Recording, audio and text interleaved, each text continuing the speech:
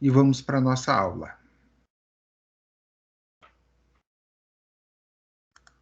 Então, eu comentei sobre a Então, quer prova. dizer que sua nota de projeto foi boa, não, professor? A média foi o quê? Eu não vi a média, mas teve muita gente que ficou abaixo. Eu vou comentar na aula de amanhã, mas teve muita gente que ficou abaixo de 5. Beleza. Tá bom. Abaixo de 5. Quem que também faz projeto em Solos? Quem faz projeto? Tem bastante gente da turma que faz projeto. É a disciplina com mais alunos, é projeto.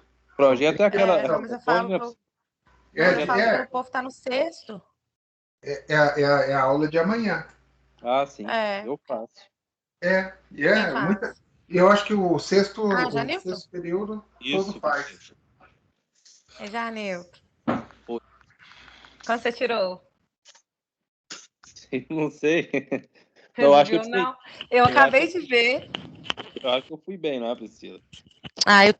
Eu acabei de ver a minha nota. Até que não foi ruim, professor. 850 tá bom. Não, tá excelente. Minha nota foi boa também. Foi notas aqui. O Janilton tirou 1000 pontos. Ó, Janilton, chique. Arrasou. Total. Janilton tirou 1000 pontos. Deu para fechar isso aí. Mas eu dediquei. Eu peguei a prova bem antes para fazer. A média foi 795. Eu vim fazer a média, tá? Mas teve muitas notas. Ó, teve 1, 2, 3, 4, 5. De 5 para baixo, 5 notas de 5 para baixo. 5 notas. Tá bom, a média foi boa. A de Solos também foi. Sim. Isso. Mas o problema, o que preocupa é esses alunos que vacilaram, né? Que ficaram com nota ruim. Vou ser bem sincero, do fundo do meu coração para vocês, tá? Nas minhas provas, galera, não era para ninguém tirar menos que 7 ou 8. Eram provas tranquilas, era para o povo tirar nota boa, assim, bem tranquilo, bem, né? Em concreto, ocorreu a mesma coisa. O povo teve vários que tiraram, uns 4, 5 que tiraram abaixo de 5. Vai complicar a vida deles porque tem essa prova institucional, né? Eu não posso fazer nada. Eu não posso fazer nada. O pessoal vai ter que fazer mágica na prova institucional, vai ter que tirar alguns pontinhos lá para poder se recuperar. Bom, vamos lá. Vamos à nossa disciplina de solos. Amanhã a gente fala mais sobre projeto na aula de projeto. Então, o que aconteceu? Unidade 1, origem e propriedade do solo, relação na 2, relação entre fases e classificação de solos. Né? O que a gente estudou tanto? A formação, tamanho de partículas, granulometria, a importância, os ensaios, índices físicos, tudo isso foi com este único objetivo: chegar na disciplina, nesse momento aqui, compactação do solo. Tá? Então, tudo que a gente viu foi para criar uma base na unidade 1 com a unidade 2, o somatório dessas duas unidades, criar uma base para que a gente tenha o conhecimento suficiente necessário para aplicar em compactação de solo. Tá? A compactação do solo, pessoal, nós podemos, para facilitar o entendimento, dividir em duas. Por exemplo, eu tenho um projeto que eu estou desenvolvendo agora, né, nesse momento, onde vai entrar compactação de solo. Então, é um terreno de 10 mil metros quadrados para construção de um projeto de uma indústria que eu estou projetando. O que vai acontecer? Eu vou precisar utilizar o conhecimento de topografia, que vocês já viram nas disciplinas passada comigo, tá? Como que eu vou usar o conhecimento de topografia? Mandei o topógrafo fazer o levantamento. Eu já expliquei isso para vocês. Levantamento topográfico não é coisa de engenheiro. Quem faz é topógrafo. Beleza. Com os dados dele, eu consigo fazer aquilo que eu mostrei no final da disciplina, vocês devem se recordar, traçar o perfil. Com o perfil, eu consigo calcular o quê? Volume de aterro, volume de material que eu vou ter que movimentar. Então, veja, o terreno, você olhando assim, ele tem uma leve decaída. Ok, mas são 100 e poucos metros até o final. Sabe quanto que é essa leve decaída? 4 metros e 60 centímetros. Pensa. Então, assim, o volume, eu não calculei ainda os volumes, mas, de antemão, a ideia já é escalonar, fazer em degraus, usando a topografia, para reduzir o impacto dessa movimentação de terra, que eu já sei que ela vai tranquilamente ultrapassar os 1.000 metros cúbicos de movimentação. E aí o que acontece? Eu preciso nivelar esse terreno. Simples assim. Eu vou retirar material de algumas regiões e vou realocar para outras regiões. Neste terreno de 10 mil metros quadrados. Então, eu vou ter que fazer o quê? Tá, linha amarela. Compactação do solo. Tá? Então, isso é um exemplo de aplicação prática de compactação do solo. Quando eu falo em residência, obra residencial, obra de pequeno porte, eu tenho compactação? Sim, eu tenho também. Por exemplo, estou fazendo um prédio lá e vou ter algumas áreas para compactar. Só que é um nível de compactação diferente. Então, são volumes inferiores. São mais fáceis de controlar e é só você seguir a norma. Você vai trabalhar com camadas de 30 centímetros, usa daí o rolo compactador, aquele rolo pneumático, né? A gasolina, e vai fazendo a compactação do solo, né? Então, resultado é uma coisa muito mais tranquila do que uma compactação desse volume aqui. Agora, imagina se eu vou para aonde realmente eu uso todo o conceito de compactação de solos. Adivinha? Com ensaios físicos e tudo mais. Pavimentação. Aí é onde você vai ter a total aplicação dos conceitos que você viu em sessões anteriores. Aí tudo aquilo passa a ter uma importância fundamental. Fazer ensaios, verificar a umidade. Por quê? Veja, eu falei em 10 mil metros quadrados no terreno. Quanto que a gente falou ali? A gente trabalhou com uma faixa de 1.000 metros cúbicos, que é mais ou menos o que eu estou estimando de compactação. Legal. Agora vamos pensar numa rodovia. Para pensar numa rodovia, vamos pensar em tamanho da rodovia. Então, cada faixa de rolamento, uma rodovia, pista simples, tá? Ó, vou de BH para Ouro Preto. Pista simples. São 3,5 metros mais 3,5 metros de faixa de rolamento, 7 metros. Ok, eu vou ter mais 3 de acostamento, então são 13 metros. Tá, mas eu tenho um pouquinho mais, uma margem aqui, uma margem ali, então eu vou ter uma faixa de 16 metros. Tá? 16 metros. Vamos pensar que esses 16 metros em 1 quilômetro é 1.000 metros. Uma área de 16 mil metros quadrados. Ok, só que a profundidade média é de 50 centímetros. Eu tenho 8.000 metros cúbicos em 1 quilômetro. Ninguém faz estrada de 1 quilômetro. Todas as estradas são 10, 15, 20, 30 quilômetros, pelo menos. Tá? Mas vamos pensar numa estrada que eu estou projetando de 80 quilômetros, para calcular uma média. São 640 mil metros cúbicos de material de terra, né? Então, de solo a ser compactado, falando em termos técnicos. Então, veja, aí tudo aquilo que a gente aprendeu de conhecimento faz total sentido. Porque qualquer erro que a gente cometa vai custar muito caro. Tá? Então, na aula de hoje, a gente começa a unidade 3, ela trabalha compactação. Na unidade, na 3.1, que é a aula de hoje, a gente vai ver os princípios gerais da compactação. Tá? Então, aqui ele traz até um desenho bonitinho, que é um esquema de aterro que ele fez aqui. Então, ele está querendo supor que esta área em branco aqui, né, com essa cota, ela vai ser compactada. Pessoal, nós podemos trabalhar o trapézio eu não tenho a cota aqui. Se eu tivesse essa cota, eu poderia calcular com precisão, né? Então, ele só deu essa cota aqui, ó, que é 1,40 de profundidade, tá? Então, eu posso considerar essa área total, mas ela vai me dar um erro, justamente por causa deste bico aqui, ó. Tá? Então, esse exemplo que ele trouxe, vamos tomar o devido cuidado para fazer a análise correta.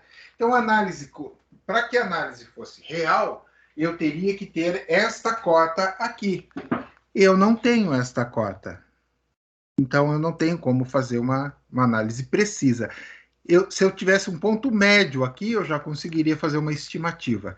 Assim, eu não consigo fazer essa estimativa real, né, sem ter este dado. Mas isso aqui é basicamente o que a gente vai fazer na compactação de solo, tá? Então, na nossa primeira sessão, a gente fala, né, que a gente vai falar de compactação, a gente vai utilizar tudo aquilo que a gente viu de recursos para as nossas obras geotécnicas. Então, aqui entra tudo. Por exemplo, a análise da granulometria é importante? Fundamental, porque se eu não tiver uma boa distribuição granulométrica, eu não consigo fazer uma boa compactação. E aí que é o grande barato. Você vai a campo, coleta as amostras, vai ensaia em laboratório, traça a curva granulométrica. Aí você vai ver o defeito da tua curva granulométrica. Porque aquela curva com aquele S perfeito é uma curva teórica. Nós não conseguimos aquela curva em ensaios de solos normais, porque é a curva perfeita, a distribuição ideal. Então, mas nós conseguimos ver aonde e o grupo de partículas que falta para melhorar a qualidade da curva. E aí a gente tem como fazer a correção, melhorando o quê? O intertravamento entre os grãos, a compactação em si, ou seja, a minha qualidade de compactação. Tá? Então, nós conseguimos fazer isto de forma bastante eficiente. Então, a compactação ela pode ser uma boa alternativa para melhorar essas formas. Tá? Então, aqui o aspecto dos grãos. Olha só, a densidade do solo. E aqui eu vou ter a compactação, esse intertravamento. O que acontece se eu tiver uma curva granulométrica mal distribuída? Eu não vou conseguir este bom travamento. Eu vou ficar ainda com espaços vazios na minha camada de solo. Ficar com espaços vazios significa o quê? Principalmente na pavimentação, tá? Porque quando a gente fala um aterro para uma fábrica, foi o exemplo que eu iniciei de compactação, o que acontece? Eu vou ter um piso de concreto, que é um pavimento rígido sendo aplicado sobre, então eu não vou ter tanto problema se eu tiver vazios. Por quê? Porque a transferência de carga é por placa, né? Então, a deformação gerada quando é um pavimento flexível, no caso da nossa pavimentação, nosso asfalto, eu vou ter uma transferência elástica mais concentrada. Como seria isso, professor? Só para a gente entender a importância da compactação para a pavimentação asfáltica. Então,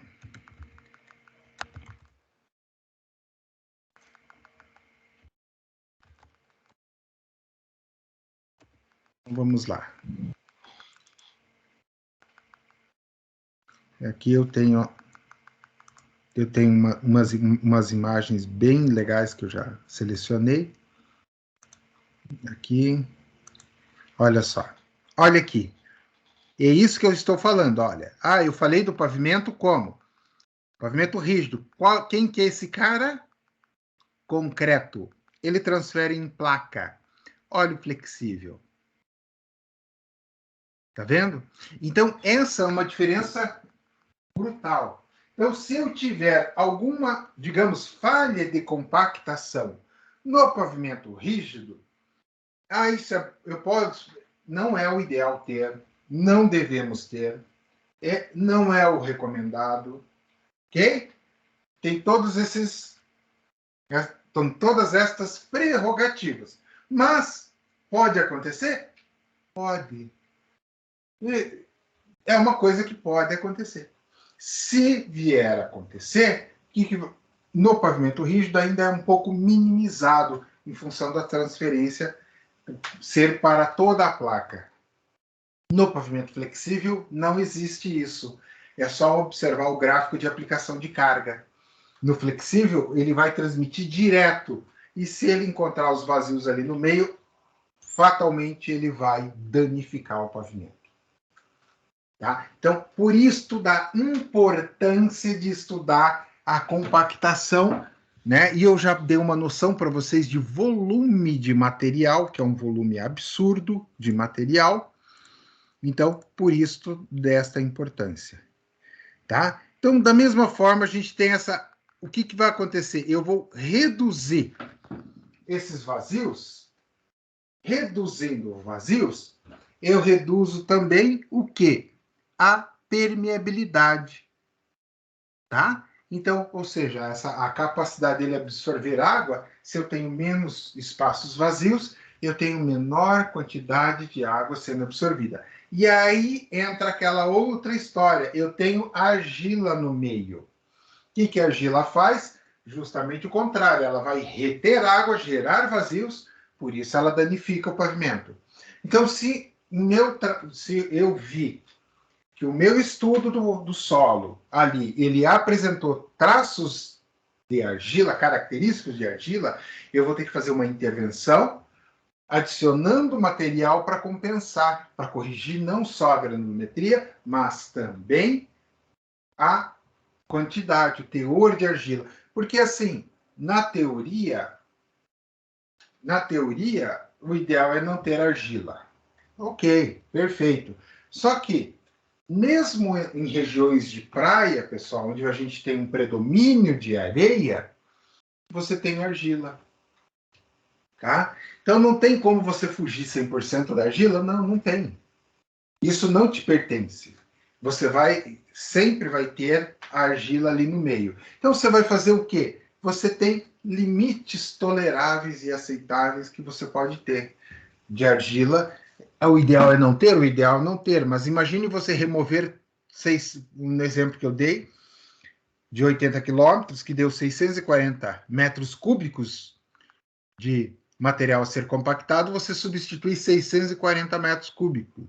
1.000 metros cúbicos, não 640, 640 mil metros cúbicos. A gente está falando aí de 100 mil caminhões de terra. É uma coisa incalculável em termos de custo.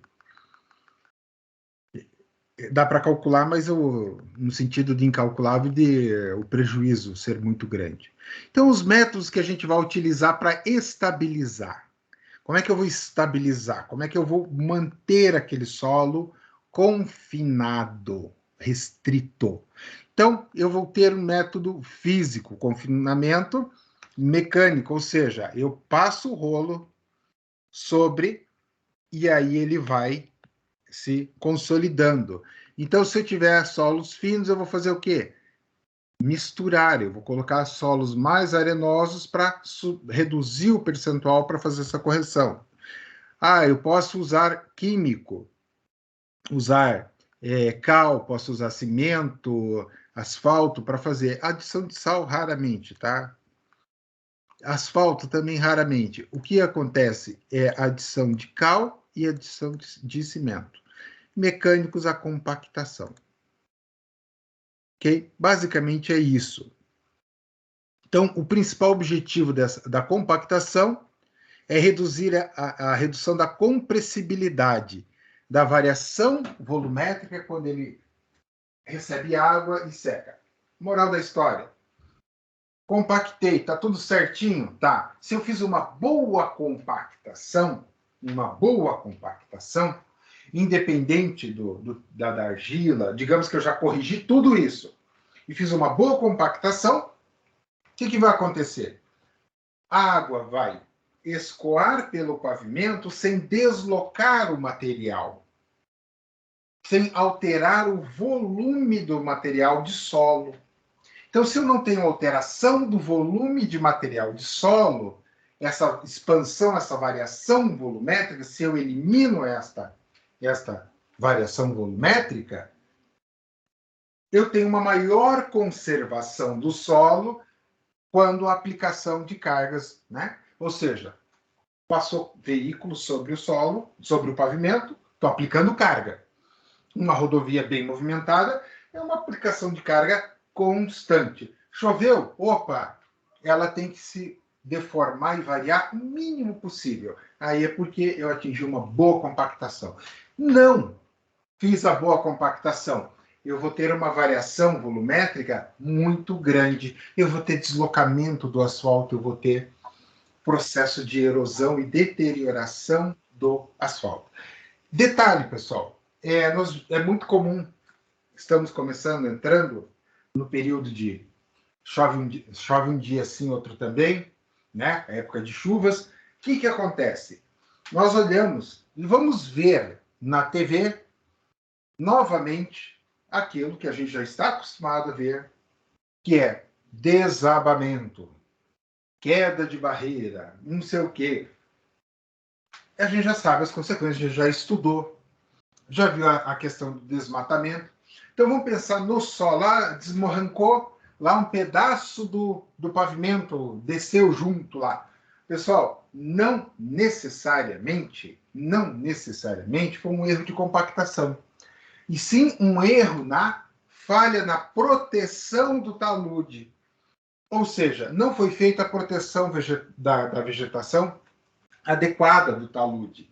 Então, o que acontece? Aquele material se desprendeu, automaticamente afetou o pavimento.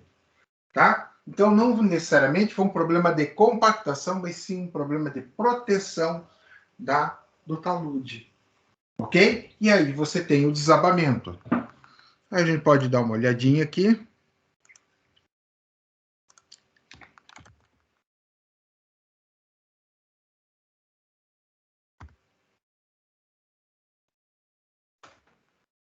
A gente pode dar uma olhadinha aqui.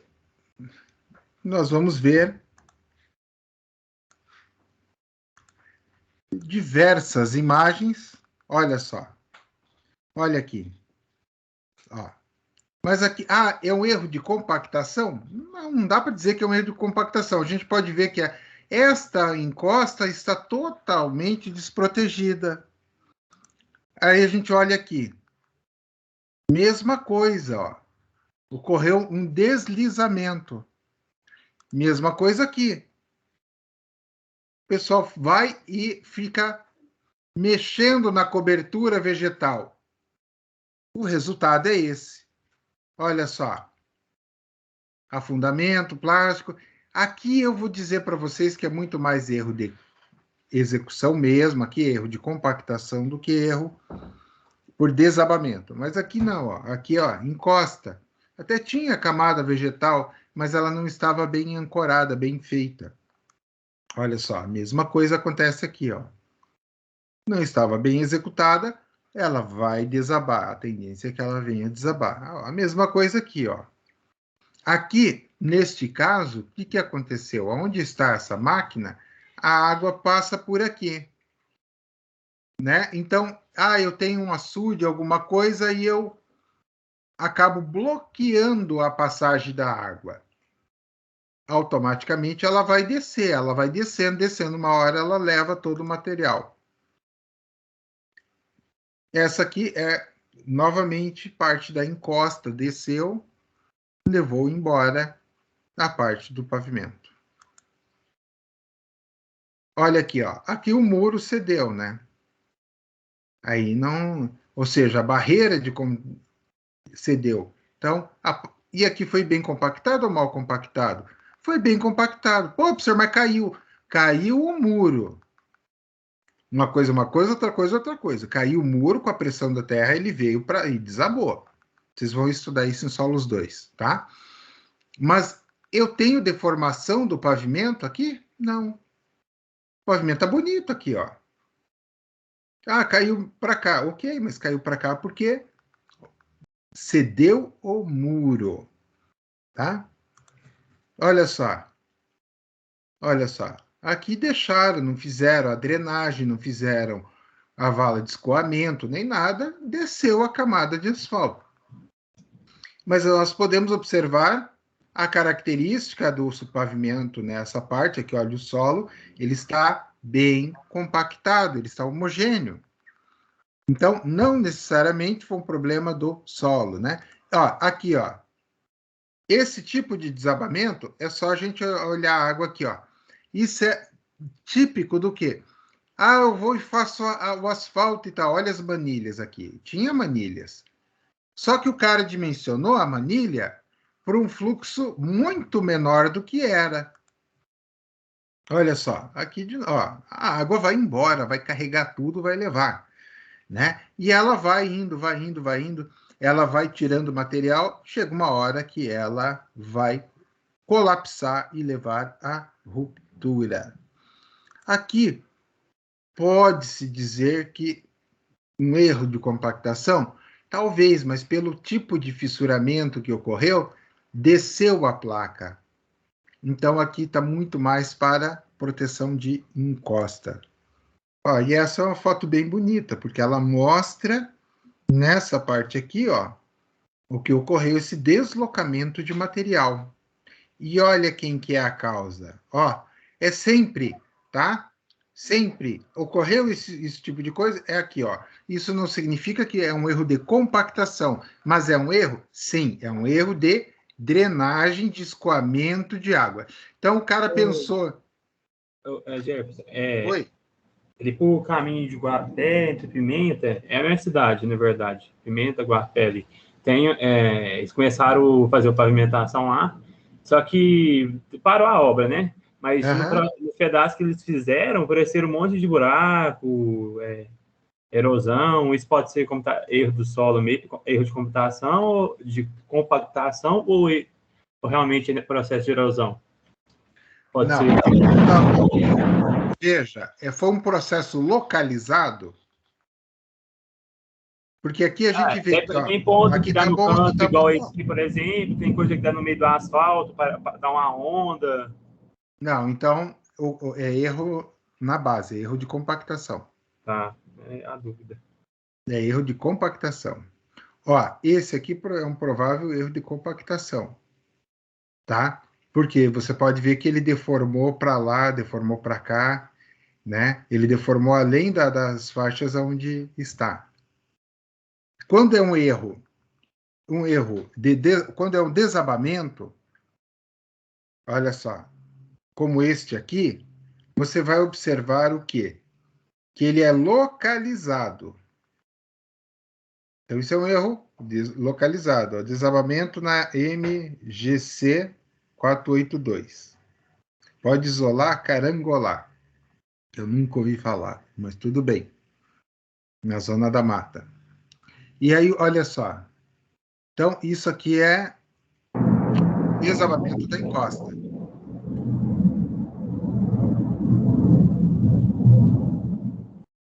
Bom, a ideia era mostrar para vocês terem essa noção, esse discernimento. Por quê? Aí, após a nossa aula, vocês vão começar a fazer o quê? Vão começar a observar os pavimentos, vão começar a observar os problemas, os defeitos e começar a formar uma opinião. Opa, isso aqui foi erro disso, isso foi erro daquilo. Vocês vão começar a separar qual o problema que realmente ocorreu. Esta é a ideia. Professor, geralmente esses problemas é tudo por economia porca, né? Na verdade, por roubo. Ou quer fazer a obra correndo. Não, é roubo. Roubo. Oi? Roubo. Roubo. É ladrão agindo. Tipo, quer economizar com tudo, né, no caso. Não, é roubo mesmo. É roubo mesmo.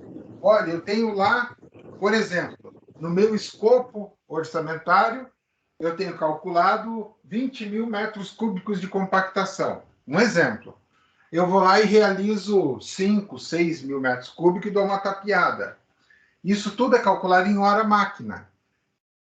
A gente sabe que essas máquinas pesadas, elas bebem diesel de canudinho, né?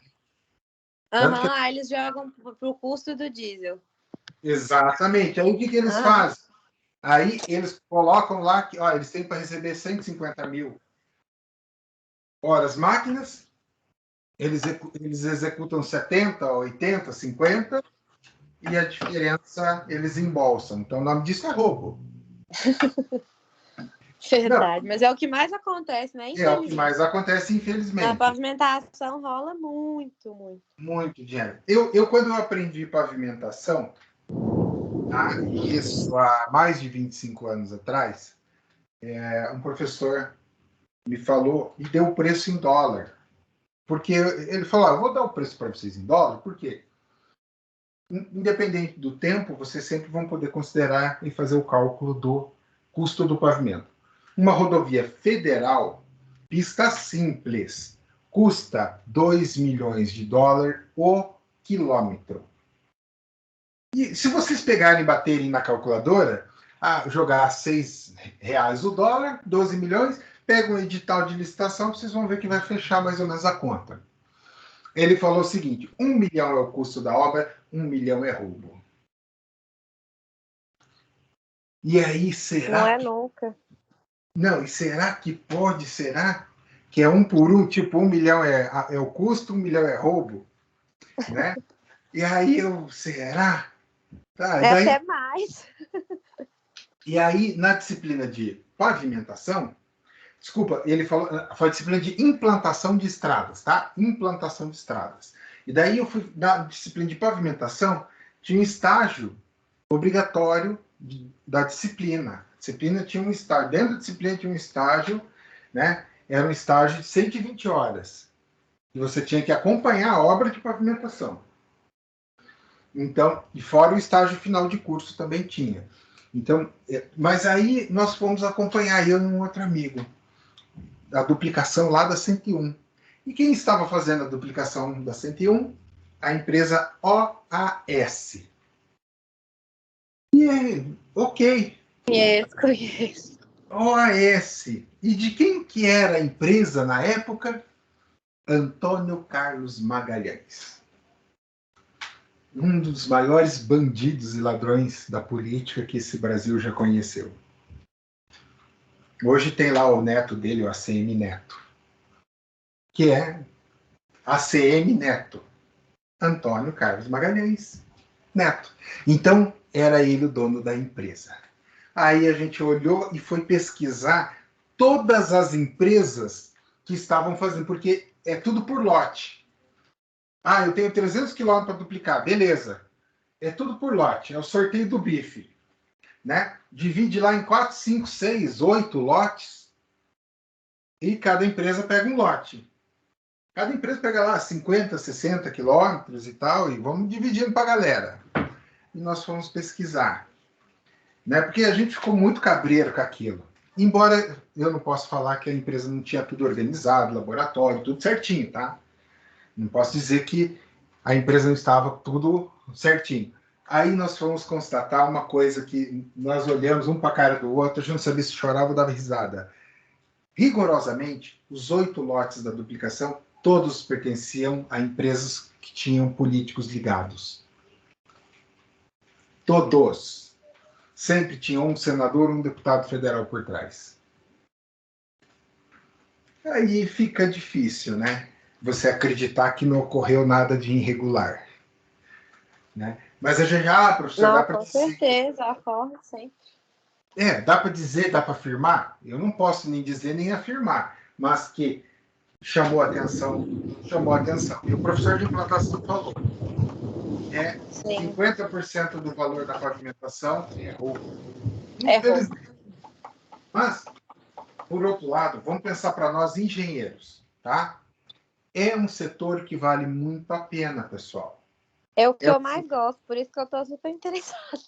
Não, é um setor que vale muito a pena e paga muito bem. É o que mais dá dinheiro.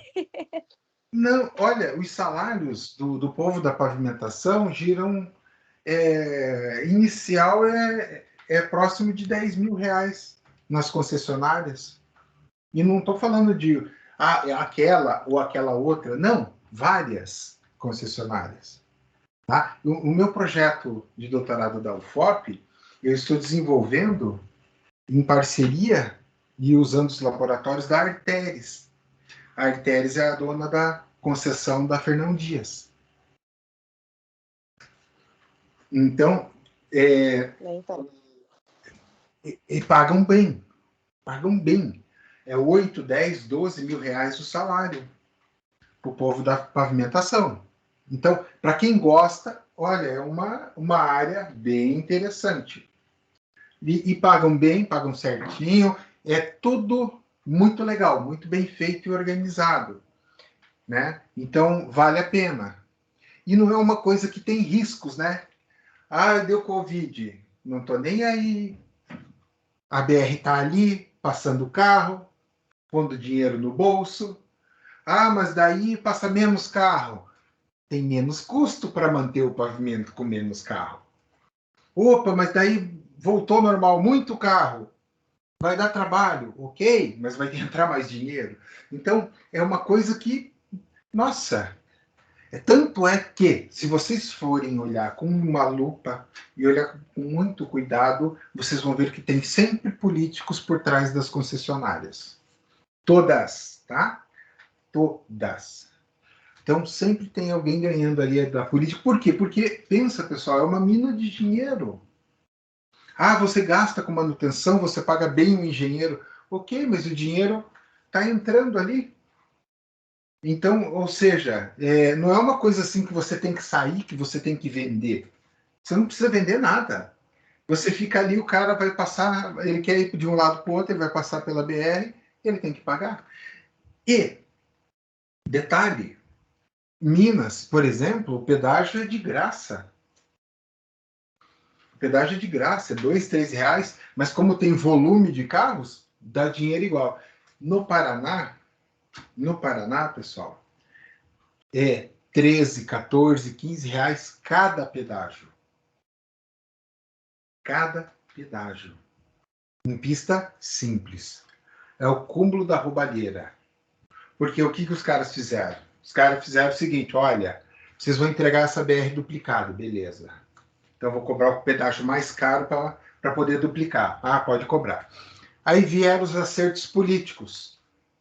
Todo mundo querendo ganhar e tá bom. Então vamos negociar. Não vou te entregar o duplicado, continuo cobrando caro, eu posso te dar dinheiro. Foi o que aconteceu.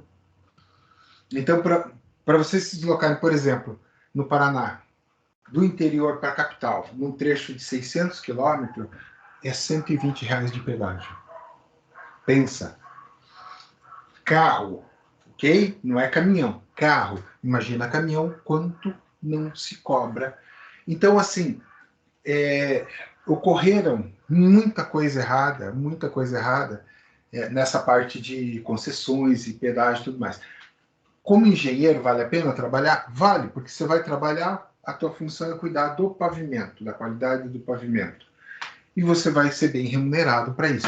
E não é só pavimento.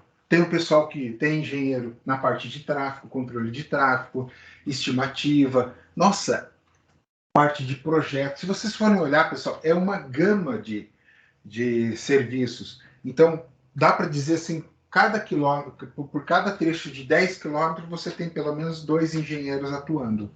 Então, por isso que eu falo, é algo que dá bastante retorno para a profissão de engenharia, para quem se interessar, né? Eu recebi há 2 anos atrás uma proposta, só que eu estava no meio do doutorado, não quis deixar o doutorado, embora tenha ficado balançado. R$16.000 para atuar na pavimentação, né? Só que assim, eu não teria uma residência fixa, seria itinerante. Mas 16.000 há 2 anos atrás. Então, era uma grana interessante. Hoje seria, sei lá, uns 20.000.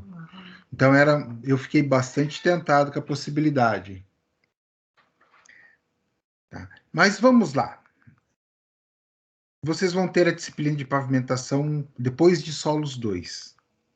Então, dentro dessas técnicas de pavimentação, quem se destacou foi o engenheiro Ralph Proctor. Então, na verdade, Ralph todo mundo esqueceu e passou a conhecer como ensaio de compactação Proctor. Então, a densidade do solo apresenta a compactação realizada uma determinada energia, depende de uma unidade do solo naquele instante. Olhando assim, a gente pensa, meu Deus do céu, tudo isso para um ensaio de solo? Então, na verdade, o ensaio de Proctor é bastante simples, pessoal. Ele tem um nome complicado, eu vou pegar aqui e mostrar para vocês.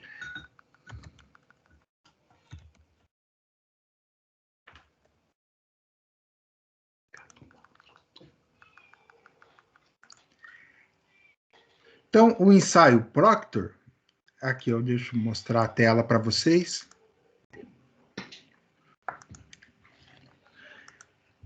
Olha só. Então, eu tenho a haste, eu tenho 2 Proctor. Depois a gente vai ver bem certinho, tá? São 2 tipos de ensaio realizado com o Proctor. Então, eu tenho uma haste metálica, ela tem um peso de 2,5 kg, 4,5 kg, depois a gente vai ver bem certo. E o que acontece? Eu solto esta haste e faço a compactação. Tá aqui, ó. E vou fazendo a compactação. E vou fazendo a compactação do solo. Tá?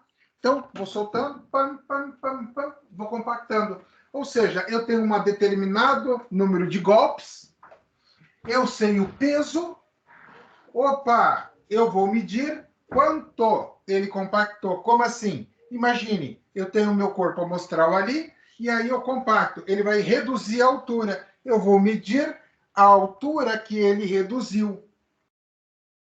Eu vou medir a altura que ele reduziu. Isso é o ensaio, tá? Olha só. Olha aqui, ó. Ó. Ele vai aqui, ó, compactando aqui, ó. Tan, tan, tan, tan. Aí ele retira o anel, ó. Ele vai ter a medição. Nós vamos ver em detalhes o ensaio, o Proctor. Olha só ele compactando, tá? Então, olhando o início do texto ali, dá a impressão que é uma coisa absurda, né? Mas não é. Então, o solo, ele é compactado e ele depende do quê? Da energia. Opa, que energia? Energia potencial, né? Lembra que vocês estudaram? O que é energia potencial? Massa vezes aceleração. Eu sei a massa do Proctor. A gente vai ver o Proctor e o Proctor simplificado. Mas eu tenho uma massa de 2,5 kg, ou eu tenho uma massa de 4,5 kg, ela é soltada a uma determinada distância, altura, pam, e ele vai compactando a amostra. Então, analisando o texto, como ele traz no livro, dá a impressão que é o bicho de 7 cabeças, mas é um ensaio simples.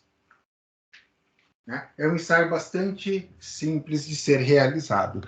Tá? E não poderia ser complexo, porque estes ensaios para a pavimentação assim como eu citei nas aulas anteriores da unidade 1 e 2, que nós tínhamos determinação da umidade, lembram? Ela era feita de forma contínua, assim como esse ensaio. Então, um ensaio simples, rápido, para fazer de forma contínua. Por isso que ele é adotado por padrão, né? Então, aqui, ó, Proctor normal, ele trabalha aqui, ó, com 2,5 kg. São 3 camadas que você vai colocar e vai distribuir 26 golpes a uma altura de 30,5 centímetros. E vai gerar a compactação. Evidentemente, pessoal, não vou nem falar para vocês que isso é psicológico, né? 30,5, esquece. Na hora que você está fazendo ensaio, se você conseguir fazer todos com 30, já é lucro. Eu estou falando a verdade, o real.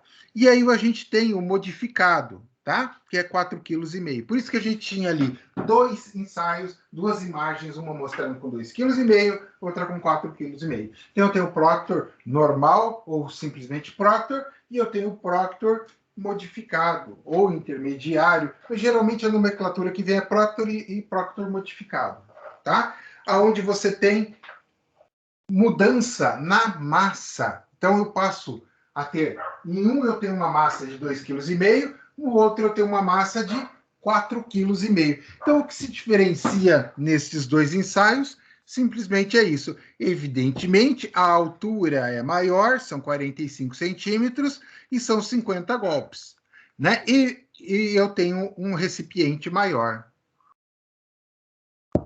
O detalhe, aquele de 2,5 kg é o padronizado pela ASHO. A ASHO, tá? Simplesmente é a maior referência em pavimentação no mundo. Tá? Eu contei para vocês mais ou menos a história eu já falei para vocês a história da pavimentação, como ela surgiu, relacionada aos aeroportos, sim ou não?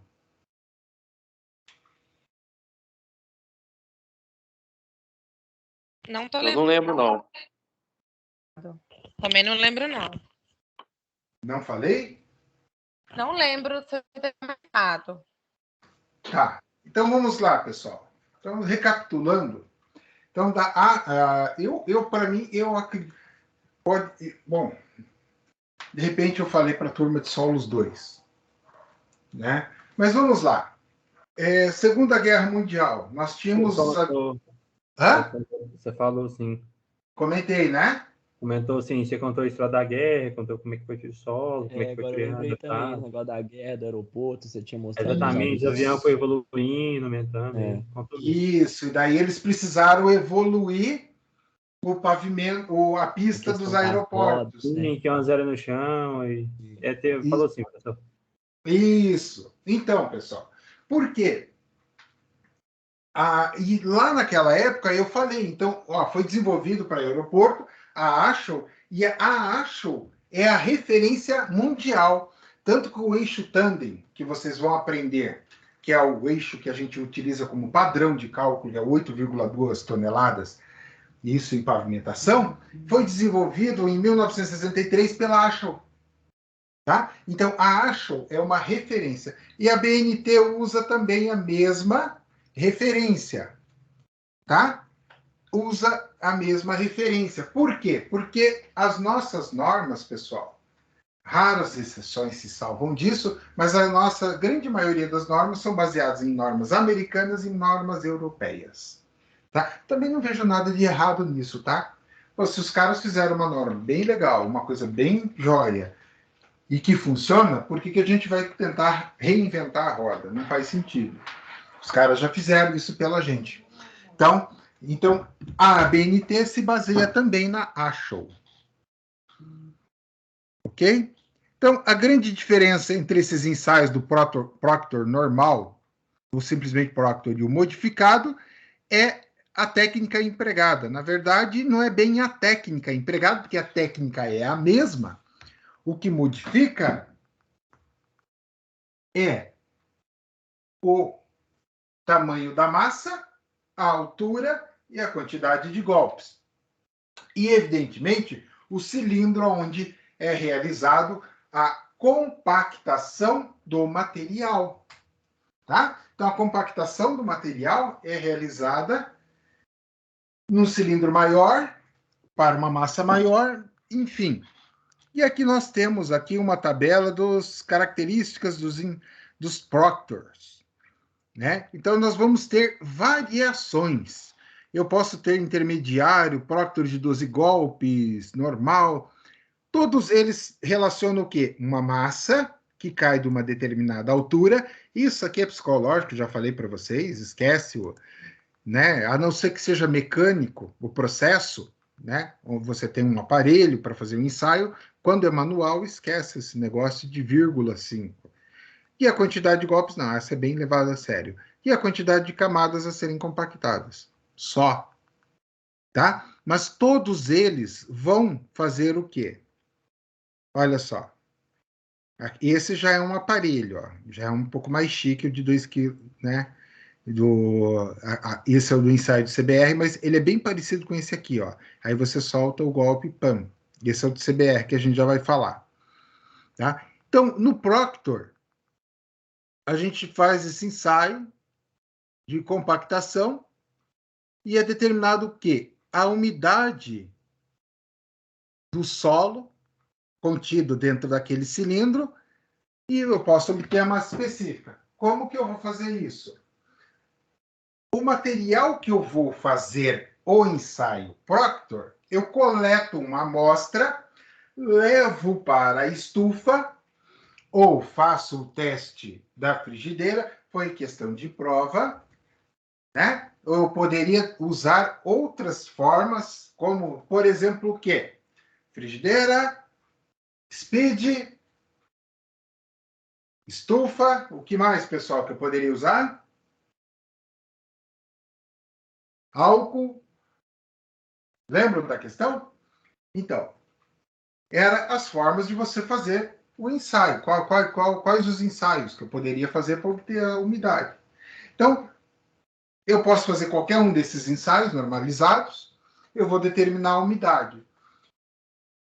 Como eu tenho o volume de solo contido no cilindro, e eu sei quanto eu tenho de qual a massa, né? Pesando, eu vou obter a massa. Como que eu faço isso? Basta retirar do cilindro, coloco sobre a balança e eu vou ter, ou simples assim, peso o amostrador ali, o meu cilindro, antes, vazio, e peso ele depois. Faço a medição, eu tenho como determinar, pela relação de volume e massa, a massa específica. Tá?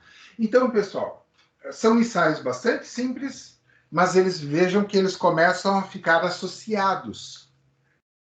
E eu começo a obter resultados com os ensaios associados. E eu preciso dessa associação para fazer a determinação. Nós vamos ver isso na cenas dos próximos capítulos. Então, eu posso obter esse teor de umidade inferior ao ótimo, que é uma média de 5% de umidade. E eu posso ter o teor pela estufa, ou seja, eu posso ter um teor de umidade 2% maior. Tudo vai depender do que eu estou querendo determinar em relação ao ensaio, ok? Outro bastante utilizado, e este também é bastante utilizado, tá? O CBR, né? Ou simplesmente ensaio Califórnia ou índice de suporte Califórnia. A gente vai chamar ele, é muito mais comum você chamar ele de Califórnia ou CBR. Mas você sabe, quando falar Califórnia, é índice de suporte Califórnia ou CBR, tá? California Bearing Region. Ok? Então, apresentado aqui na figura, a gente pode dar uma olhadinha. O objetivo dele é, vamos dar uma olhada lá na internet.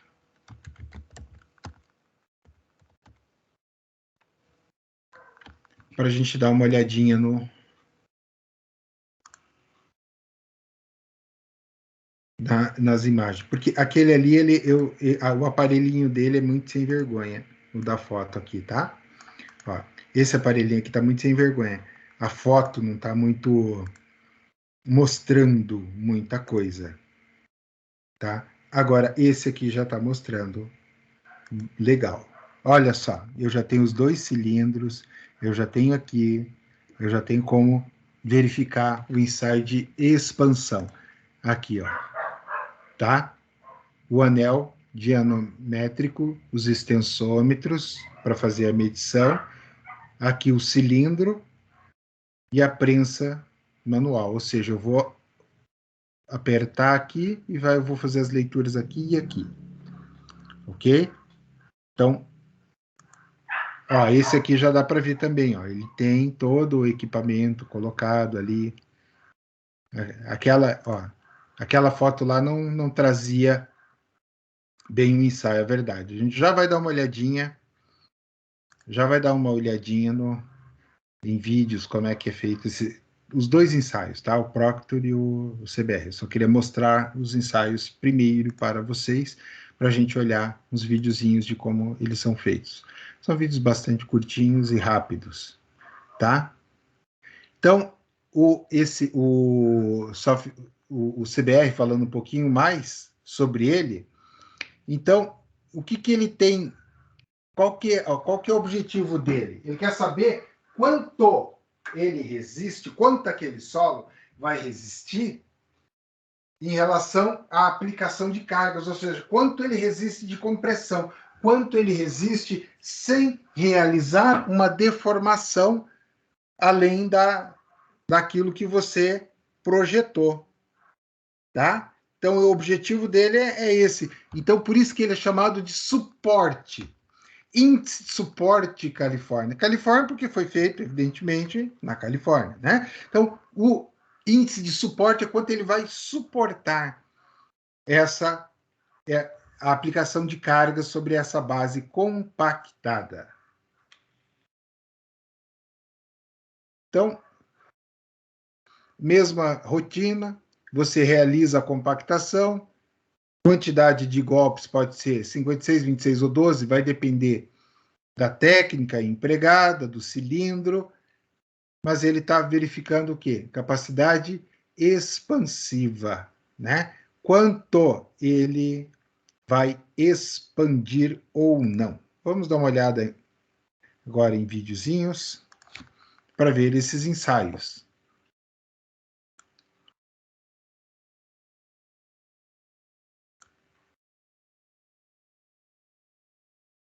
Então, aqui tem os ensaios, pessoal, bem... É tudo videozinho curto, 2 minutos e tal. Eu vou mostrar. Eu acho assim, tudo aquilo que é bom, a gente não tem que ter medo de falar.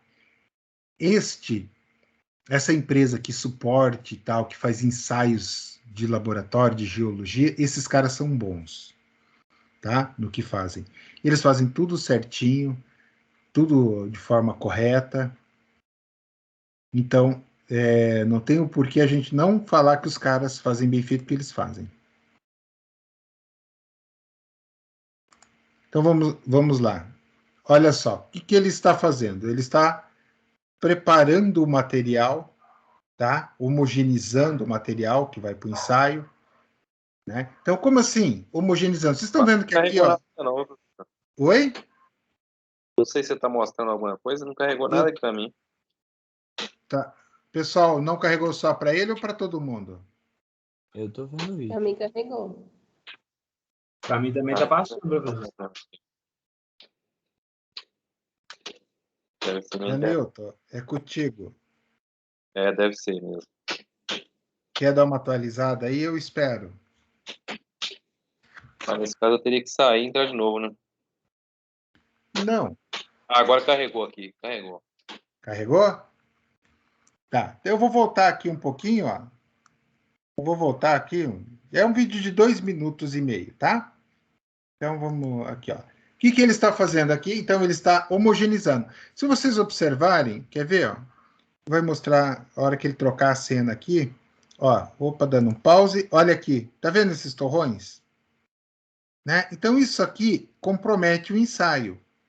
Então, você tem que fazer uma homogeneização para evitar que esses torrões comprometam o ensaio. O que ele está fazendo ali?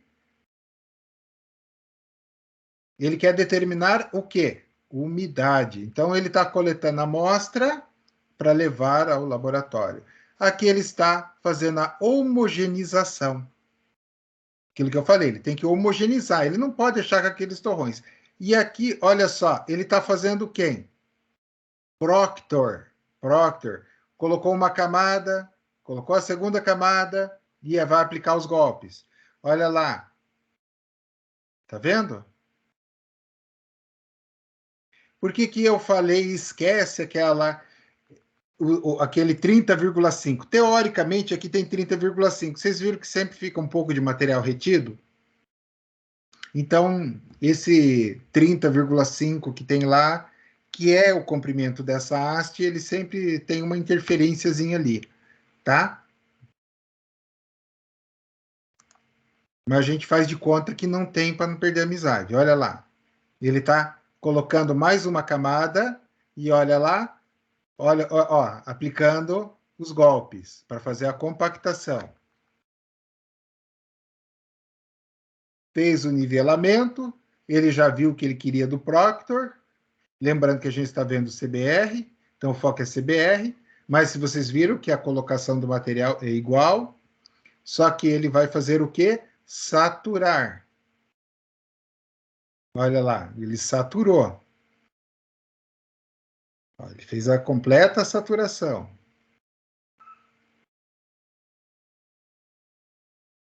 Ele pegou a amostra totalmente saturada, levou para fazer o CBR.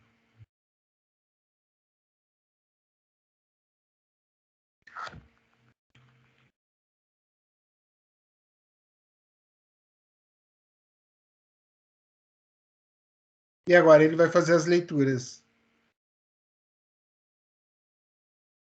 O interessante é que esses aparelhos mais modernos já dão todas as leituras, você não precisa ficar entrando em tabela, olhando com as leituras de pressão ali. Ele já faz a leitura direta. Aí ele já obteve todas as leituras. Tá? Então, se a gente for aqui, ensaios de laboratórios, a gente pode pegar aqui, ó, eles têm todos os ensaios. Esse site é bem interessante. Limite de plasticidade, limite de liquidez, granulometria e peneiramento, massa específica por piquenômetro, sedimentação. Aqui, compactação, olha aqui, ó, o Proctor. Professor, você consegue Oi? mandar isso no grupo pra gente? Logar, alguma coisa assim? Não, não tem nada. É só entrar e ser feliz. É só pra ó. gente ter mesmo. Vou colocar aqui na mensagem.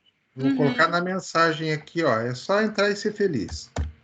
Beleza, Olha só, valeu. tá aí, ó. Tem tudo, né? Tô fazendo propaganda para empresa? Não, não tô fazendo propaganda para empresa. Os caras são bons.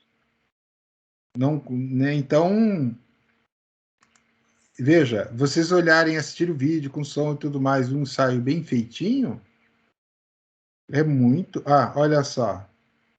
Ó, para quem eles fazem. Ó.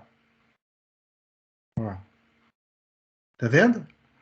Então os caras montaram um laboratório profissional para fazer ensaio. Os caras são bons. Deixa eu ver. Vou colocar aqui, acho que vai ficar mais fácil. Suporte solos Proctor. Vídeo. Pronto.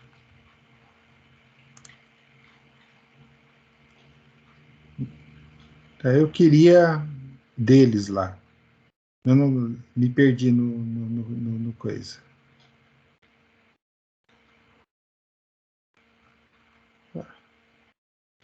Vamos pegar esse aqui.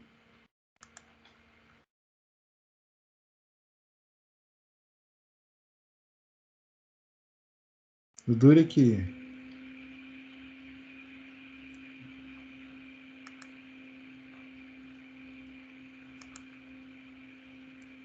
ele segue a NBR certinho. Bom, o que ele está fazendo?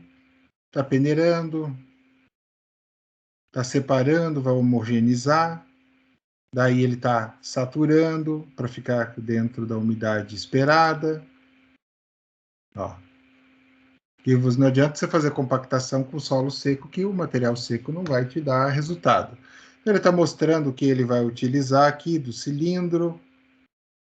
Então ele tem todos os dados do cilindro.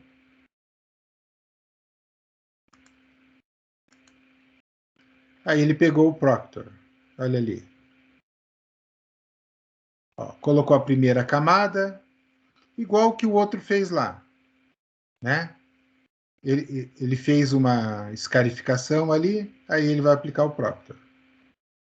Esse solinho que eles pegaram é um solinho meio ruim. Meio sofrido, mas tudo bem. Eles não mostraram certinho, ó, tá escarificando de novo. Vai fazer novamente a compactação. Aí depois aquela reguinha metálica e eles retiram a camada superior. Ó, retirou. Tá pesando. Se ele pesou o equipamento vazio, né, o equipamento sem nada, e depois ele foi lá e pesou ele, novamente ele tem o quê? A diferença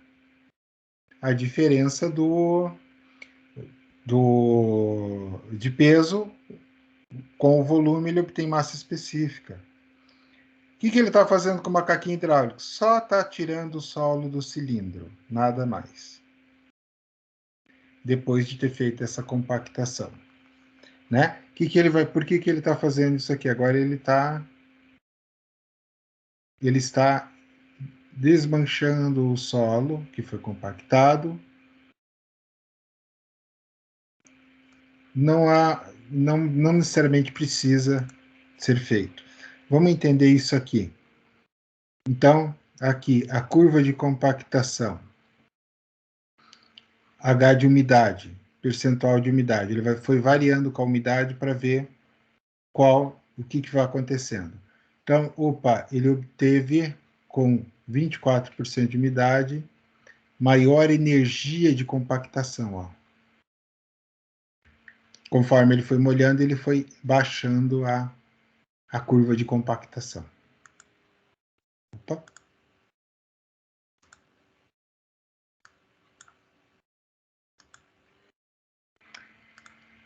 Agora aqui vai passar créditos, etc, desnecessário. Então, assim, em vez da gente olhar dessa forma aqui, olhar os videozinhos, dá para ter uma noção do ensaio. E não é um ensaio difícil de ser feito.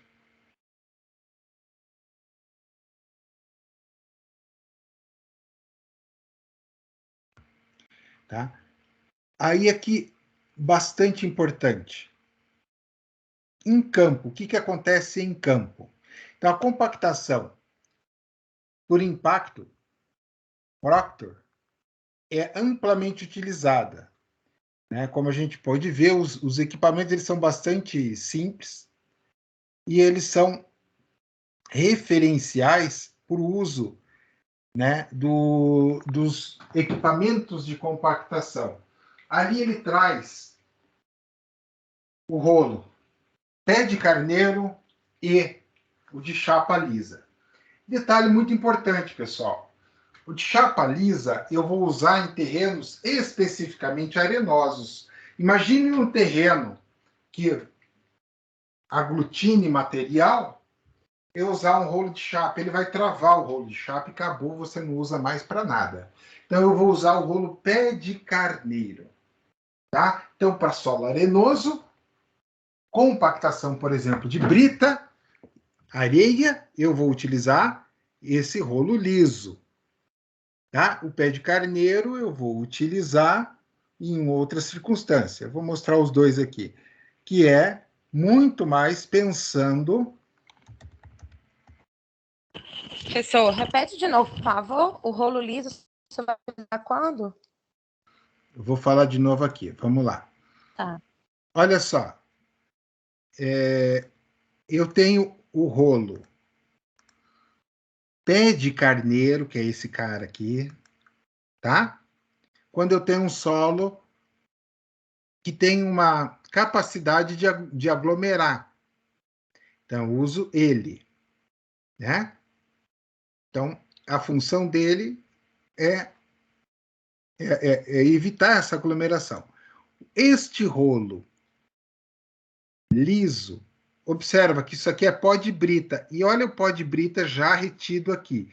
Então, imagina se eu pegar um material argiloso e for tentar usar com esse rolo. O que vai acontecer? Vai travar o rolo, acabou. Esquece que isso não te pertence. Então, você tem este rolo sendo usado para material arenoso, com tendência de material, né, mais arenosa. Este rolo, ele tem a tendência de aglomerar material, então eu vou usar com a tendência de material mais argiloso, tá? Por exemplo, eu tenho brita. Qual dos dois eu vou usar? Qual dos dois, pessoal? Brita? Brita. Eu tenho brita, pedra, brita. Não, eu tô pensando que brita. Hã? Pé de carneiro ou liso? De carneiro? Pé de carneiro, brita é. Pé de A carneiro. brita vai grudar no rolo? Não. Não. Brita não. Então eu vou usar qual?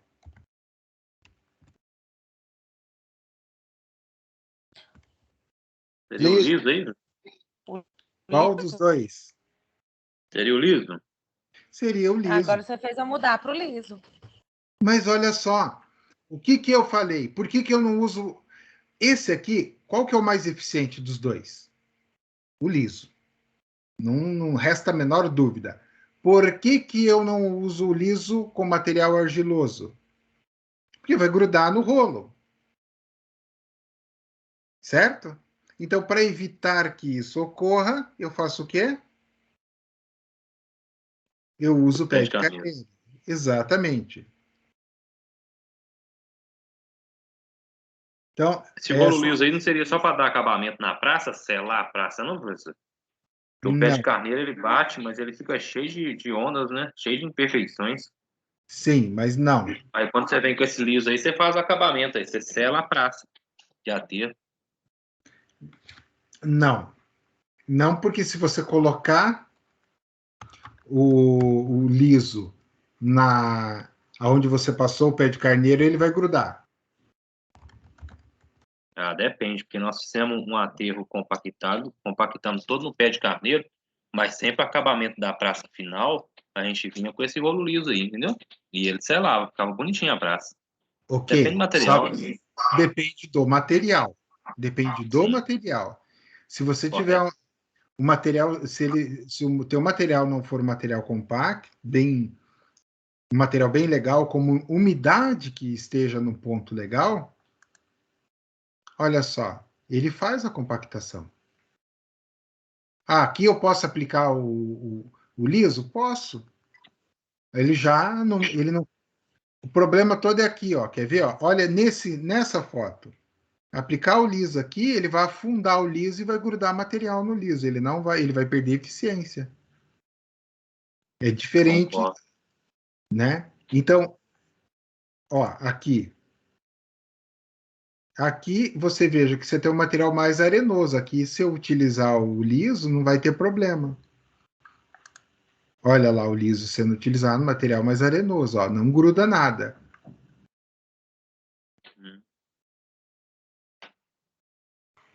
Mas é mais uma curiosidade. E a compactação desse liso é a mesma coisa, professor? Assim, porque, por exemplo, o rolo pé de carneiro, a compactação dele é ascendente, não é isso? Ele vem de baixo para cima compactando, né? A operação deles é bem similar, é bem parecida. São similares, mas a compactação é diferente, né? Vamos dar uma olhada no vídeo aqui. É diferente porque a gente está falando de coisas diferentes, né? Essa porcaria de anúncio, meu Deus do céu, isso é muito chato. O vídeo é 26 segundos, os caras colocam um anúncio de 1 minuto quase. Hum. Olha só. Ele trabalhando.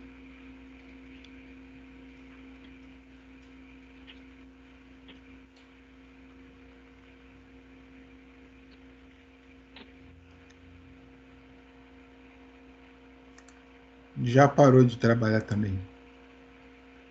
Vamos ver o outro aqui. Aqui, ó. O acabamento que você se referiu, ó, esse aqui vai dar para ver bem, ó. Se o cara parar de tremer, parece que tá.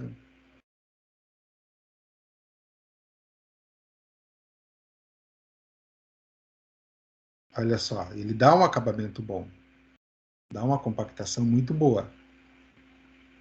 Aqui, se você passar um rolo de chapa com esse material, aqui já não vai ter problema nenhum. Ó, pode ver que não está grudando no rolo. Meu Deus, o cara tá não consegue deixar.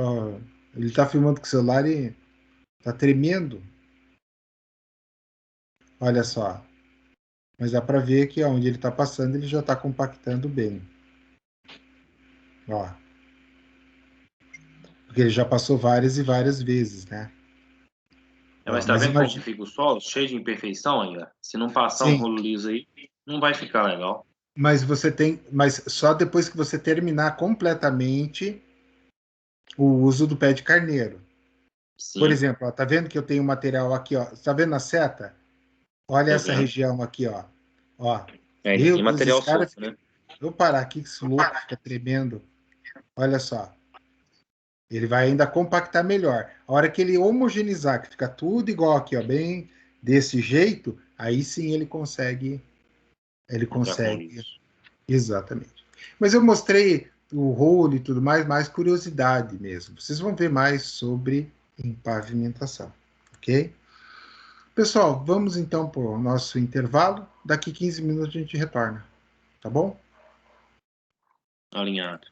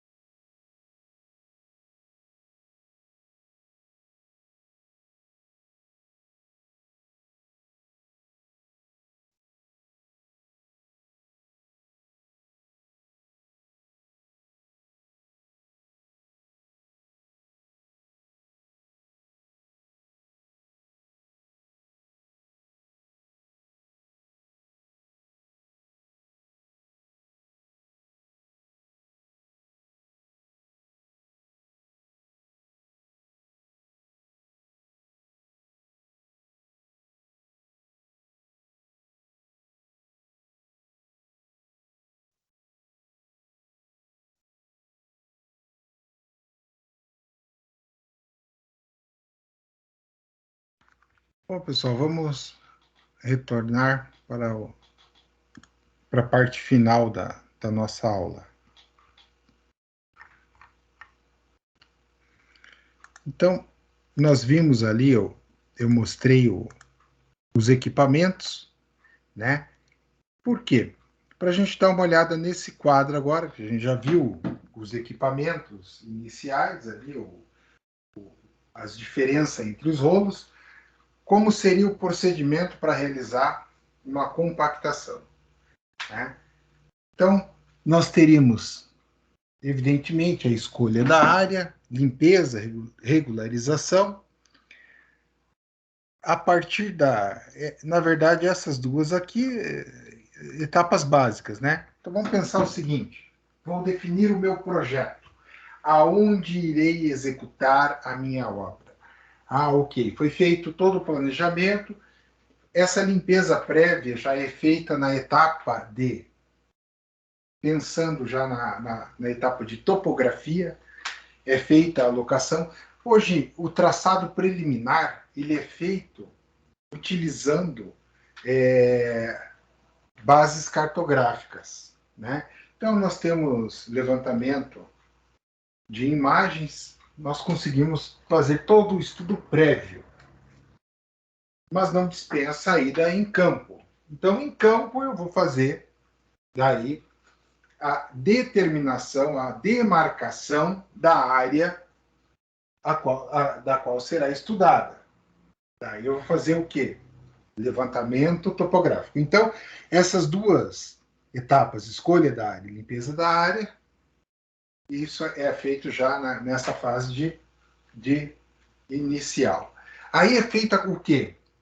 Após o levantamento topográfico, piqueteamento, né, esse é o nome, né, a colocação das estacas, demarcação, é feita a coleta de amostras em cada lote. Eu divido lá lotes a cada 100 metros e vou fazendo coleta de material para fazer todo o estudo.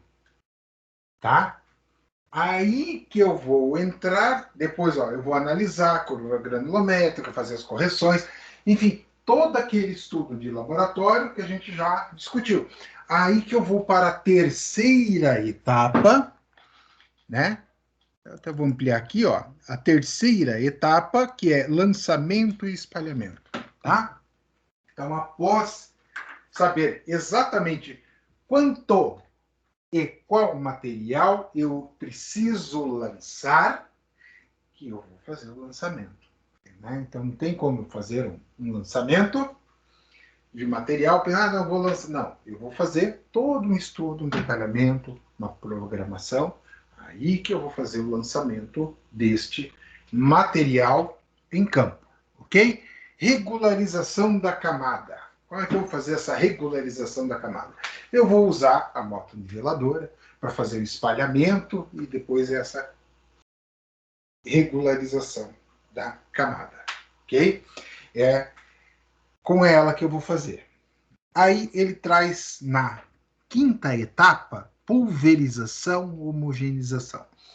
Na verdade, pulverização, por exemplo, eu preciso estabilizar a minha base de solo. Eu vou pulverizar cal ou vou pulverizar cimento. Se for necessário, não é uma etapa obrigatória, tá? E aí homogeneizar. Então não basta eu lançar o material, eu tenho que fazer a homogeneização desse material, fazendo um solo cimento. Ok? Aí correção na etapa seguinte, aqui na etapa número 6, correção da umidade. Então, eu fui lá, fiz os ensaios próprios, fiz todos os testes, tudo certinho. Determinei quanto de umidade eu preciso ter no meu solo, para que eu atinja a melhor compactação. Nós vimos lá a curva de compactação no finalzinho do vídeo, mostrando lá, opa, o teor ótimo de umidade estava lá naquele exemplo, 24%. Então é isto que nós vamos fazer. Quando eu venho para esta etapa, especificamente de correção da umidade, eu vou verificar a umidade do solo. Como é que eu vou fazer a verificação da umidade do solo? Neste caso, frigideira. E é o teste da frigideira, por quê? Eu preciso fazer um ensaio rápido. Estufa, 24 horas. Não resolve minha vida. Ah, deu uma pancada de chuva, puf, tudo que eu tinha de dado já era, inútil. Então, o teste da frigideira me dá algo rápido, eficiente. Opa, eu estou com o solo além da umidade ideal. Não vou poder compactar. Vou ter que esperar. Esperar aquele solo secar, esperar que aquela umidade volte para aquele valor ideal. Ah, professor, mas complicou, porque não está chovendo, aqui está seco demais, ele está abaixo da umidade. Eu vou entrar com carro-pipa e eu vou molhar o solo para corrigir a umidade. Tá? Aí eu vou utilizar o trator para fazer escarificação, eu vou molhar e aí eu vou preparar esse solo para a compactação. Aí sem problema nenhum. Né? Então o problema maior é quando eu tenho umidade excessiva. Então, você vai executar a obra na época de chuvas. Eu tenho um volume excessivo de chuvas. Eu estou com o solo encharcado. Dentro desta característica de solo encharcado, eu não consigo fazer absolutamente nada. Eu preciso corrigir essa umidade excessiva. Tem como secar o solo? Não. Mas se eu tiver com uma umidade pouco acima, por no nosso exemplo, 24% de umidade, eu estou lá com 27, 28, 29, eu posso colocar o solo para fazer uma aeração. Com aqueles discos de arado. Para arar né, ali o solo, eu vou fazer uma aeração. Com isso, o solo vai perder umidade e automaticamente eu vou conseguir. Agora, se eu tiver, por exemplo, com 40%, não adianta nem eu fazer a aeração, porque eu não vou conseguir baixar. Então, eu vou ter que analisar como é que está o cenário. Opa, não, como é que está? Eu vou ter que intervalo de chuva, qual o tempo. Então, obras de terra, pavimentação, isso é um detalhe muito importante. É determinante a questão tempo. Tá? Tempo que no sentido de clima. Então, o clima ele vai ser determinante para você elaborar todo o seu planejamento. Mas digamos que você conseguiu na correção da umidade, atingiu uma umidade ótima. Perfeito, eu vou entrar com o maquinário, né? Dependendo do tipo de material que eu tenho, a gente já viu isso, ou eu vou usar o rolo liso, ou eu vou usar o rolo pé de carneiro. Geralmente o primeiro que entra é o pé de carneiro, o liso depois, quando fizer o acabamento. E aí que está. A entrada do rolo liso, no final, não é já naquela faixa de umidade ótima. Ele já vai estar com a umidade bem abaixo daquela umidade ótima.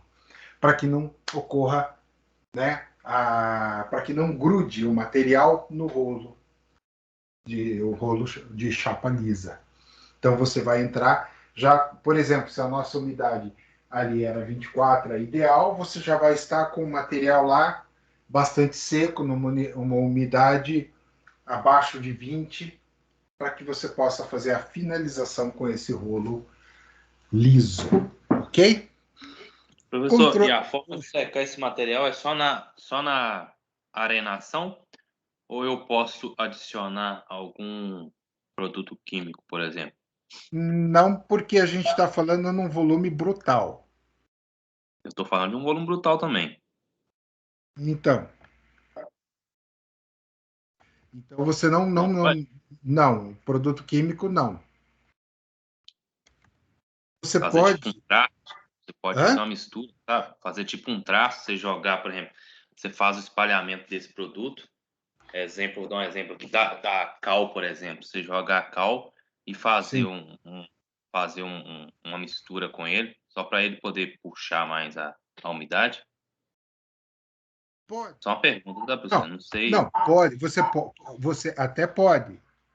Você até pode fazer isso, tá? Mas qual que é o problema? O problema é que você está trabalhando com um volume muito grande. Aí é a questão de analisar se vale a pena fazer isso ou não. Não, sim. Aí tem que ter os estudos, né? Porque, eu falo assim, às vezes para atender algum cronograma de obra, algum planejamento, algo do Sim, tipo, você vai ter um equipamento parado, aí tem que fazer as contas lá para ver, né? Se compensa ou não. exatamente. Mas é só Exatamente. para saber, a gente tem alguma outra Eu forma de achei o cercar isso. que, ó, eu estava procurando aqui, ó. Olha aqui, ó, a aplicação da cal. Tá vendo? Mas ela é mais para estabilizar a base, para estabilização da base, do que propriamente pensando em umidade só, tá? Entendi. Tá? Ela Então, estabiliza a base? Em qual sentido? Por quê? ela estabiliza a base, porque o que que acontece? O que que a cal é? Vamos pensar na cal. Lembrar lá das nossas aulas de materiais. A cal é o quê? A aglo o quê? Aglomerante? Aglomerante. Isso. E ela se aglomera com a água. E o Hum, que que acontece? Quem que tem bastante água? A argila Sim, retém água. correto. Então ela faz essa aglomeração com argila. Então não é usar. Agora, vamos pensar, é uma técnica barata? Aqui ó, a aeração aqui, ó. É uma técnica barata ou cara? Aí depende, né, professor? Que um equipamento parado é muito caro, né? Então, assim, vai ter que ser um Sim, é negócio muito muito bem, caro. Mas assim, né? ou seja, você vai ter que analisar todas as tuas alternativas. Por exemplo, Sim. eu posso usar um macadame hidráulico, ou um macadame seco, eu vou resolver meu problema igual. E o meu custo menor do que utilizar a cal. Ah, posso usar solo cimento? Posso, mas O tudo vai macadame ter que hidráulico fazer seria o quê, por exemplo? macadame hidráulico. Já mostro o que é um macadame hidráulico. Olha a aeração que eu queria mostrar, Tô vendo aí. tá? A aeração. Vou mostrar o macadame.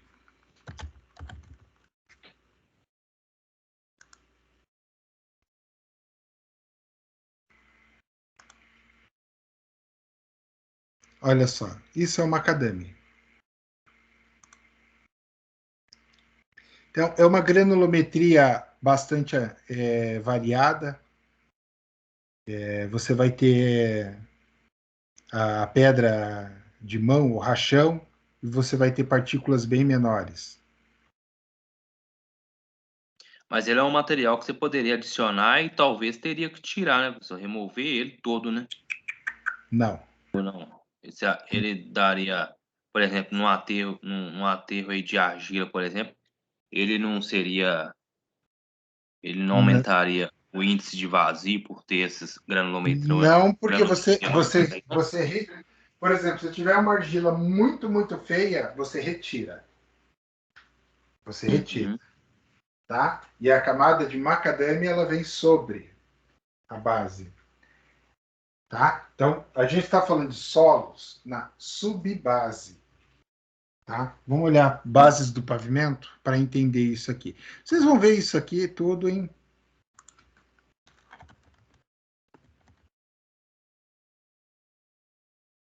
Isso aqui vocês vão ver em pavimentação.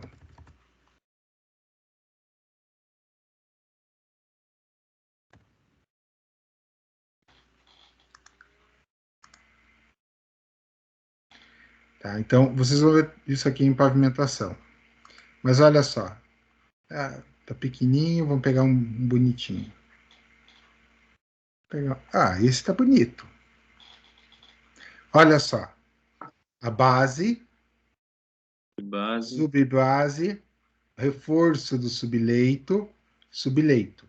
Então, por exemplo, eu tenho aqui o subleito lá, eu vou fazer primeiro a compactação aqui. Esse reforço do subleito eu já poderia entrar com uma academia aqui, ó. Essa faixa aqui. Uhum. A base é brita, né? Brita graduada. Então, o reforço do subleito eu já vou fazer ali. Ó, nesse caso aqui ele usa, ó, reforço subleito, subbase granular, base cimentada e revestimento asfáltico. Tudo depende da técnica que está sendo aplicada. Mas olha que bonitinho esse aqui. Esse aqui é bonitinho. Tá pequeno, mas dá para ver bem, ó. Ó, o solo, o reforço. Esse reforço eu posso fazer ele com N materiais, tá? Olha só. Subleito, ó, a base, olha o macadâmia aqui. Ó, a base e revestimento, ó. Ó, subleito, base, subbase, base e revestimento, ó. Não tem sem o reforço do subleito, ó. Por quê? Porque o subleito não precisou do reforço. Simples assim. É bom, né? Mas esse tá bem bonitinho, né? Dá para ver bem. Mas isso aqui vocês vão estudar. Olha só, aqui, ó. Aqui tá errado, tá? Solo natural, isso aqui não é brita, isso aqui é macadame. Aqui sim é brita graduada e aqui eu tenho reforço do asfalto. Então, ou seja, se eu vou ter a subbase, o solo, até que ponto vale a pena investir absurdamente no solo? Olha aqui, ó. Entendeu? Eu vou ter essa aqui e vou ter essa também. Até que ponto vale a pena investir neste cara? Tá? Esta pergunta é respondida por aqui, ó. Tá vendo? Eu vou analisar o custo. Eu vou dimensionar o pavimento. Aqui, ó. Porque quando eu falo pavimento, lá vocês vão aprender, né, em pavimentação, eu não estou, a minha altura do pavimento não é a altura da camada de asfalto, é todo, tá? O que vai acima do solo natural é meu H.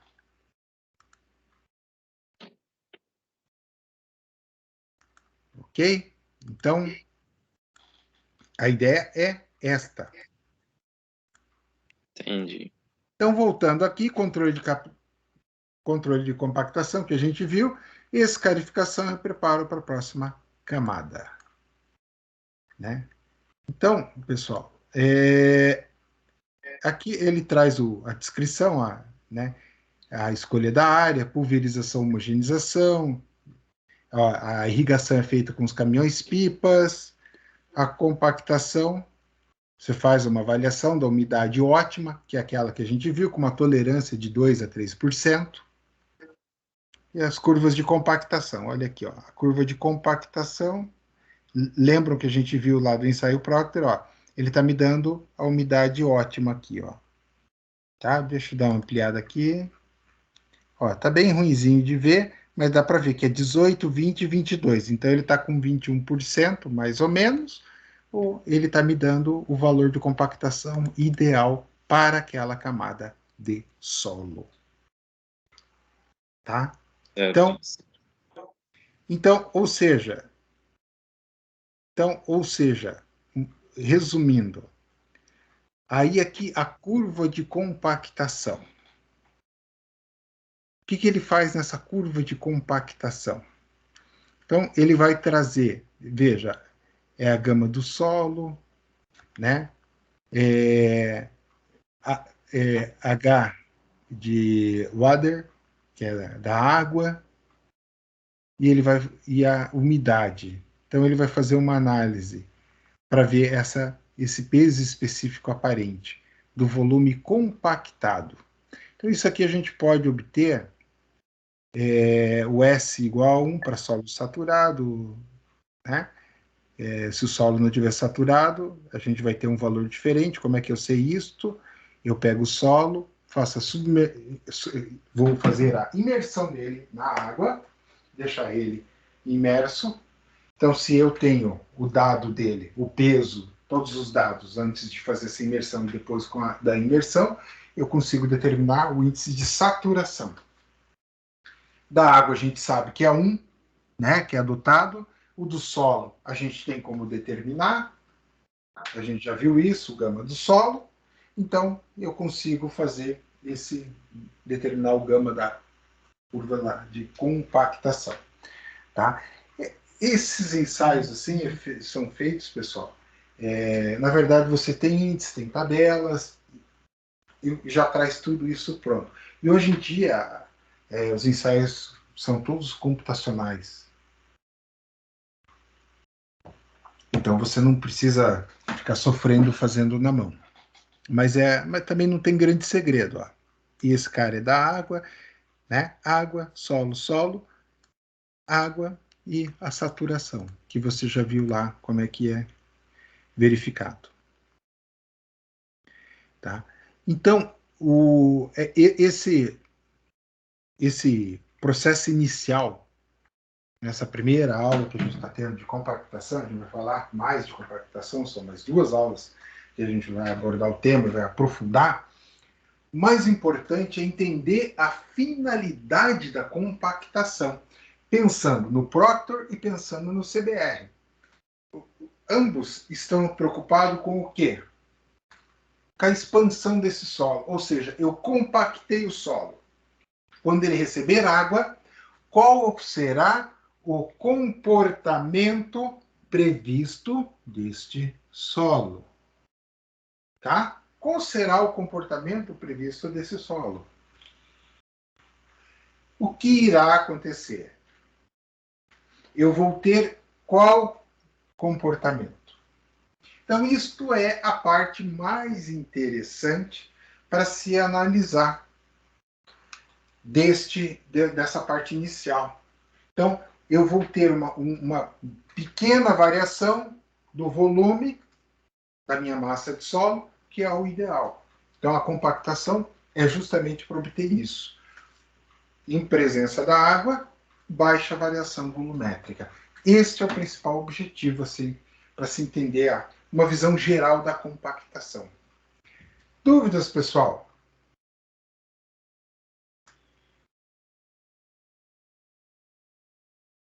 Não. Não. Tudo tranquilo? É teórica. A disciplina, a aula, eu não posso fazer mágica. Vocês viram que não tem continhas para serem feitas, infelizmente. Tá? Mas fiquem tranquilos que a gente vai começar a falar um pouco mais, vai entrar um pouquinho mais na parte de cálculos. Vai ter alguns cálculos para a gente analisar, para a gente ver, para dar uma estudada nas próximas aulas, tá? E depois na 3.3 a gente fala, é uma aula só sobre o ensaio Proctor. Uma aula completa do ensaio Proctor. E daí sim, a gente vai entrar em coisas bem mais aprofundadas. E na última parte, na unidade 4, a gente fala de água no solo. Bom, pessoal, se não tem mais nenhuma dúvida, estou parando a gravação.